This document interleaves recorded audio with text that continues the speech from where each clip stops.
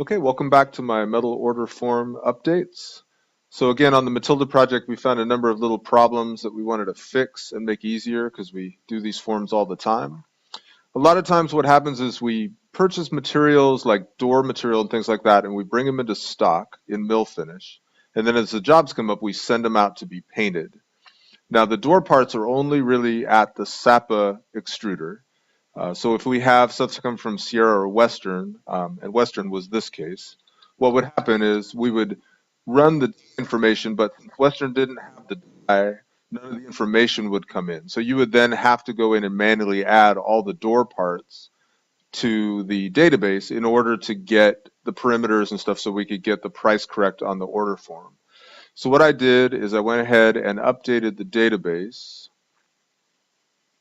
So now when we bring in the Western parts, I added the data. I just put a little note here that these don't exist as a die at Western.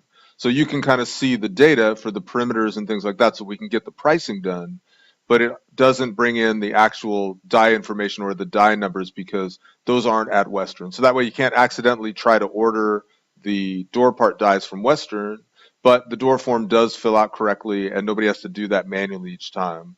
So I did that all for the medium style parts, but we still have to go back and add the narrow style and wide style stuff, and Heather was going to do that for one of her improvements. So that's just a quick way to keep these forms from having to be populated every time.